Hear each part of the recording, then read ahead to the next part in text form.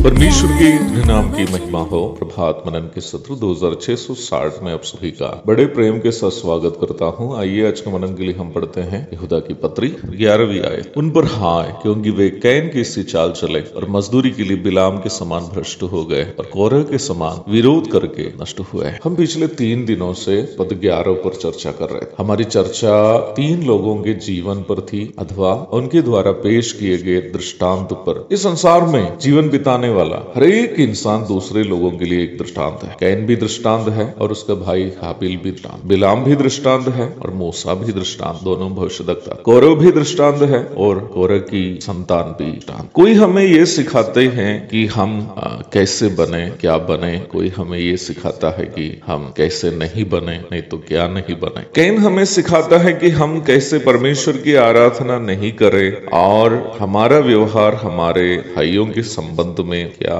ना हो। वही हाबिल हमें ये दृष्टांत देता है कि परमेश्वर की आराधना हम कैसे करें। बिलाम हमें ये दृष्टांत देता है कि प्रभु की सेवा करने वाले क्यों लोभी ना हो। वही मूसा हमें अपने जीवन के कई पहलुओं से ये दृष्टांत देता है कि परमेश्वर का दास कैसा होना चाहिए। कोरह हमें ये दृष्टांत देता है कि हम क्यों अन्य प्रभु के दासों के प्रति, जिसे प्रभु हमसे अधिक उपयोग करता है, विरोधी की मानसिकता के ना हो और ना हटीले हो। वही कोरह वंशी हमें ये दृष्टांत देते हैं कि पश्चाताप और नम्र हृदय को प्रभु कितना आदर करता है। हर इंसान जो संसार में एक दृष्टांत है। कोई हमारे लिए अच्छा दृष्टांत है, कोई बुरा दृष्टांत है। Some are good examples and some are bad. मैं और आप भी दूसरों के लिए दृष्टांत है। अपने जीवन काल में हमें ये तय करना है कि हम दूसरों के लिए क्या दृष्टांत छोड़ जाने वाले हैं, अच्छा दृष्टांत या बुरा दृष्टांत। इब्रानी 13 के 7 में यद्यपि प्रभु के दासों के बारे में वहां खास करके बताया हो, पद के दूसरा भाग पर ध्यान देने का है। वहां हम इस प्रकार पढ़ते हैं, ध्यान से उनके चाल चलन का